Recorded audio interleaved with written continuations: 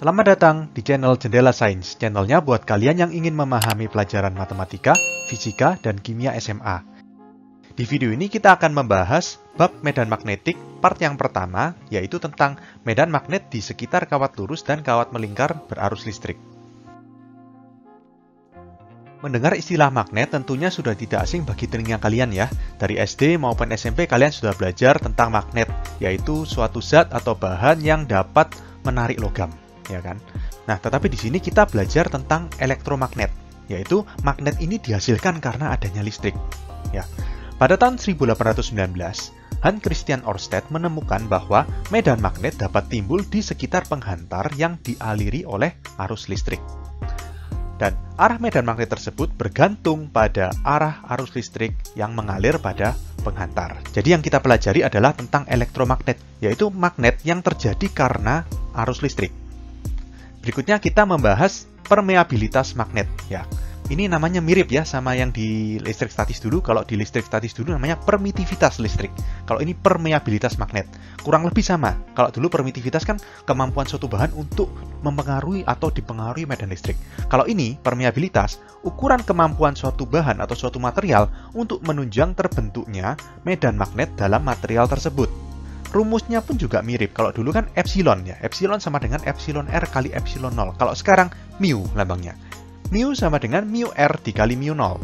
Mu di sini adalah permeabilitas bahan atau medium. Mu R adalah permeabilitas relatif bahan atau medium. Dan mu 0 ini adalah permeabilitas vakum atau haba udara.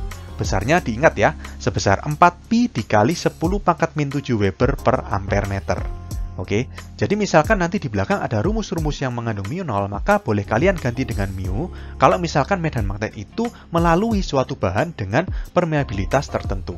Jadi rumus mu 0-nya kalian ganti sama mu, yang rumusnya mu R kali mu 0, seperti itu. Oke? Yang pertama adalah medan magnet di sekitar kawat lurus berarus listrik. Ya, jadi di sini ada kawat lurus, I arahnya ke atas, ya, panjangnya sebesar ini ya. Lalu di sekitar kawat lurus itu, misalkan di titik P. Titik P ini berjarak A dari kawat lurus tersebut. Yang namanya berjarak itu harus yang terpendek atau yang tegak lurus. Nggak boleh miring seperti ini ya. Harus tegak lurus. Maka, di sini ada sudut θ1 dan sudut θ2. Sudut θ1 itu sudut antara A dengan garis putus-putus ke ujung kawat. Ini θ1. Dan ke ujung kawat lainnya, ini sudutnya θ2. Maka, dirumuskan seperti ini. Ini kawat lurus panjangnya tertentu ya. B sama dengan mu 0I per 4pi dikali sin θ1 plus sin θ2. B adalah kuat medan magnet atau induksi magnet. Ya, istilahnya bisa dua macam, tergantung kalian belajarnya. Ada beberapa buku mengatakan kuat medan magnet, ada beberapa buku juga mengatakan ini kuat induksi magnet atau induksi magnet. Sama aja itu. Satuannya adalah Tesla atau disingkat T besar. Kemudian mu 0 tadi sudah dibahas ya di slide sebelumnya, yaitu permeabilitas vakum yang besarnya 4pi kali 10 pangkat min 7 Weber per ampere meter. Lalu I adalah besarnya kuat arus listrik dalam ampere, dan A ini adalah jarak titik ke kawat. Satuannya harus SI, yaitu dalam meter. Dikali sin θ1 plus sin θ2. Sedangkan θ1 dan θ2 tadi sudah saya jelaskan ya, θ1 sudut yang ini, dan θ2 sudut yang ini. Oke? Nah, lalu kalau misalkan kawat lurus ini sangat panjang, jadi panjangnya itu tak terhingga. Jadi ini diperpanjang sampai ke atas, yang ini diperpanjang sampai ke bawah. Maka coba kalian bayangkan, kalau kawat ini diperpanjang, yang terjadi apa? Yang terjadi adalah sudut θ1 semakin besar. Semakin mendekati tegak lurus dengan A, atau θ1-nya mendekati 90 derajat. Demikian juga yang terjadi di θ2. Jadi kalau misalkan kawat lurusnya ini sangat panjang, maka θ1 90 derajat, dan θ2 juga 90 derajat. Sin 90 derajat berapa? 1 kan? Plus sin 90 derajat juga berarti 1. Jadi ini 1 plus 1.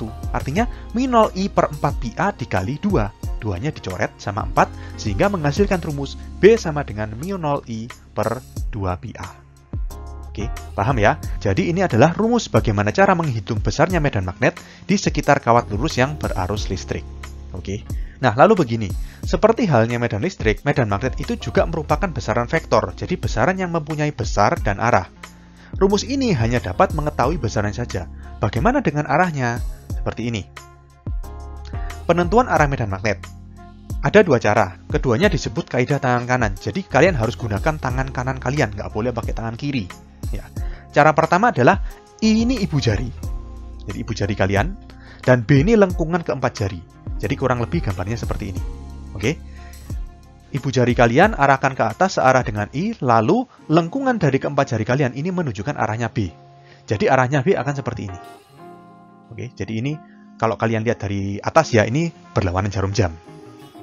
Jadi kalau kita terapkan di sini, kalau misalkan I-nya ke atas, maka B arahnya seperti ini. Nah, seperti itu ya.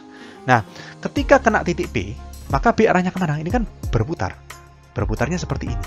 Jadi ketika kena titik P, maka B di titik P ini arahnya ke belakang. Karena seakan-akan B ini berputar terus menabrak titik P. P ini ke sana kan? Atau namanya ini adalah cross. Masuk bidang atau menjauhi pengamat, menjauhi kita. Ya, jadi B di titik P ini arahnya cross. Saya kasih keterangannya di sini. Jadi BP itu arahnya cross. Cross itu adalah masuk bidang atau menjauhi pengamat. Sedangkan kalau misalkan arahnya mendekati kita, mendekati pengamat, menuju pengamat atau keluar bidang, itu dot atau titik. Itu ya. Perjanjian arah dot dan cross ini digunakan karena seperti ini. Medan magnet ini kan istilahnya 3 dimensi. Tapi kita gambarnya kan di bidang kertas seperti ini yang 2 dimensi. Kita bisa menggambar arah kiri, arah kanan, arah atas, sama arah bawah. Tapi kita tidak bisa menggambar depan dan belakang. Atau menjauhi pengamat dan mendekati pengamat. Makanya digunakan istilah seperti ini. Dot untuk keluar bidang atau menuju pengamat, dan cross untuk masuk bidang atau menjauhi pengamat. Oke. Cara yang kedua adalah ini ibu jari, dan titik P ini adalah ujung keempat jari. Jadi seperti ini. Lalu B di sini adalah arah dorongan telapak tangan. Jadi kalau misalkan di contoh ini, maka ini kan arahnya ke atas. Jadi ibu jari kalian arahkan ke atas seperti ini. Lalu P di sini kan di sebelah kanannya kawat. Berarti ujung keempat jari kalian itu kalian tujukan ke kanan seperti ini. Nah, kalau ibu jarinya ke sini, keempat jarinya ke sini, maka B arah dorongan telapak tangan kemana? Ini, yaitu menjauhi pengamat atau masuk bidang. Paham ya? Berikutnya kita ke medan magnet di sekitar kawat melingkar berarus listrik. Jadi sekarang kawatnya melingkar seperti ini ya. Nah, di sini yang garis lurus atau garis yang penuh ini adalah lebih dekat ke pengamat, dan garis putus-putus ini adalah yang lebih jauh dari kita atau lebih jauh dari pengamat. Titik P ini terletak pada sumbu kawat melingkar. Dia berjarak X dari pusat lingkaran, dan kawat melingkar ini berjari-jari A. Dan R ini adalah jarak dari titik P ke kawat lingkaran.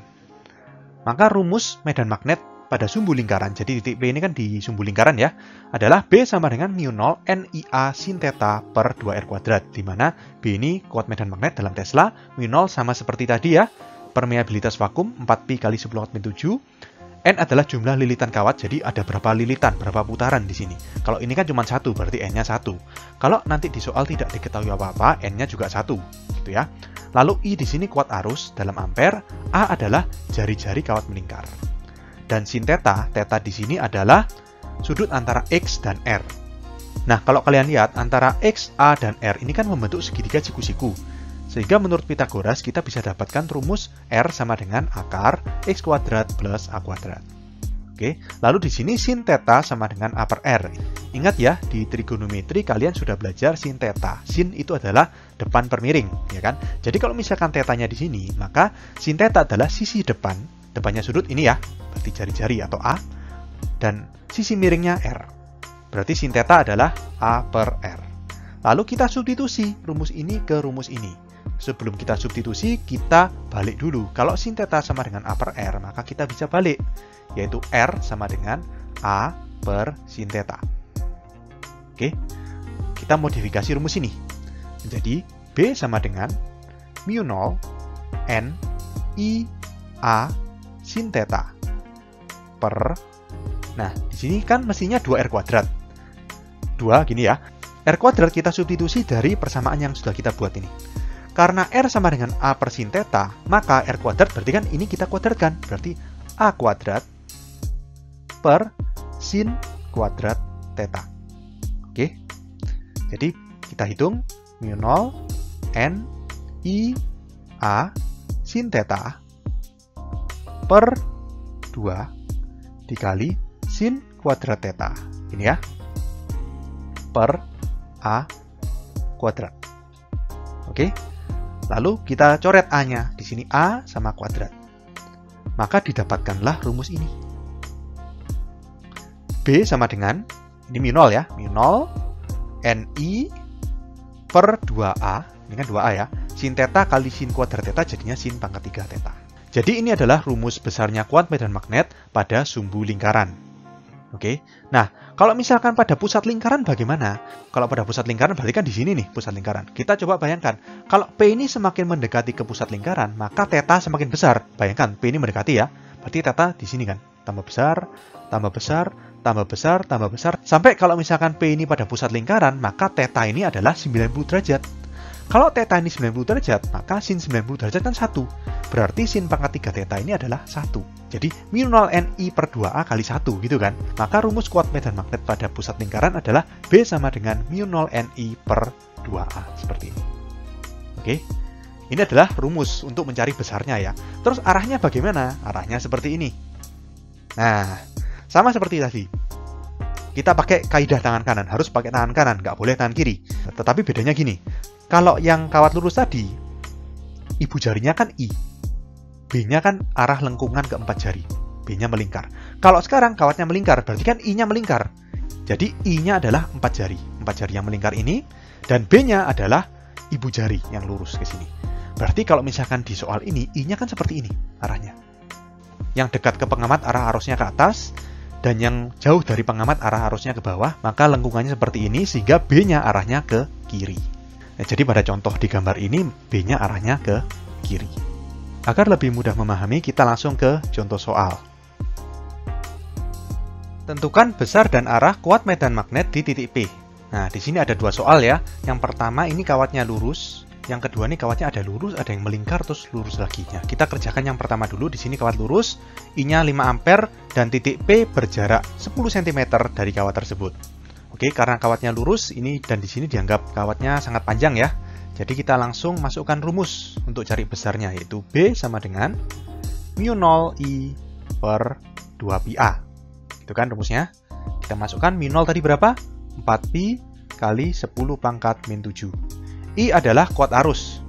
5 per 2pi dikali A. A di sini kan jarak antara titik dengan kawat. Berarti kan 10 cm. Kita harus ubah jadi meter. Jadi 0,1 ya. Lalu kita coret 4pi dan 2pi jadi 2. 2 dikalikan dengan 5, 10. 10 dibagi 0,1, 100 ya. 100 kali 10 pangkat min 7 berarti 10 pangkat min 5. Satuan dari B adalah Tesla. Oke. Lalu kita cari arahnya sekarang. Ini kan baru besarnya ya. Besarnya 10 pangkat min 5 Tesla. Arahnya gini.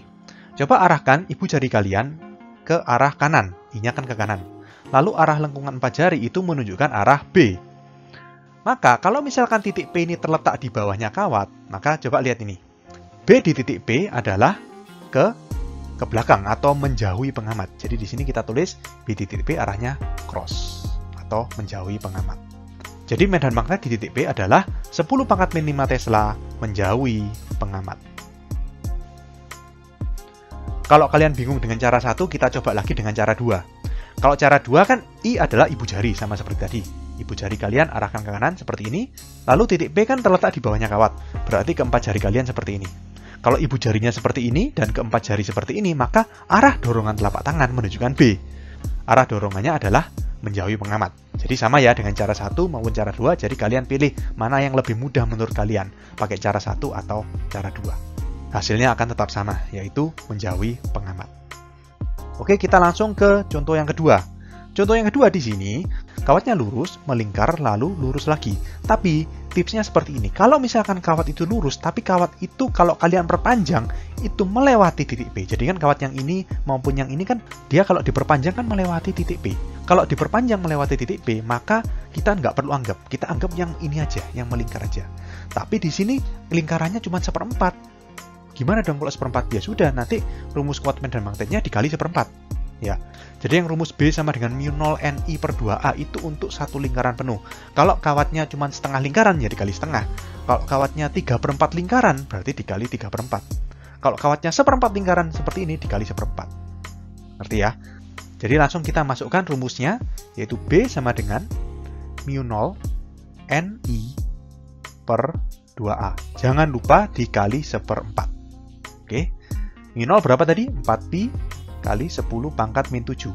N jumlah lilitan. Di sini kawatnya cuma 1 lilitan ya, jadi 1. I-nya 12 ampere per 2A. 2 dikali A. A di sini adalah jari-jari. Jari-jarinya 2pi cm. Berarti 2pi kita jadikan meter, 2pi kali 10 min 2. Dikalikan 1/4, jangan lupa. Kita hitung 4 dan 2 jadi 2 ya di sini ya. Ini coret juga. Lalu 12 sama 4 juga bisa dicoret. Berarti tinggal apa ini? Yang di atas tinggal 3 kali 10 pangkat min 7, yang di bawah 10 pangkat min 2. Berarti 10 pangkat min 2-nya naik 3 kali 10 pangkat min 5 Tesla. Oke. Besarnya sudah beres ya. Sekarang arahnya bagaimana? Kita lihat. Kita pakai caranya kawat melingkar. Kalau kawat melingkar itu I-nya di sini kan melingkar. Melingkarnya searah jarum jam. Arahkan lengkungan keempat jari kalian searah jarum jam seperti ini. Oke, maka P arahnya kemana? P arahnya masuk bidang atau menjauhi pengamat juga atau cross. Seperti ya. Jadi di sini B di titik P adalah cross. B di titik P adalah 3 kali 10 pangkat min 5 Tesla menjauhi pengamat. Oke, sekian untuk video kali ini. Untuk melihat playlist lengkap dari bab ini, bisa kalian klik kotak yang ada di sebelah kanan atas ini. Dan jika ada pertanyaan, saran maupun kritik, silakan tulis di kolom komentar. Semoga bermanfaat dan sampai jumpa di video selanjutnya.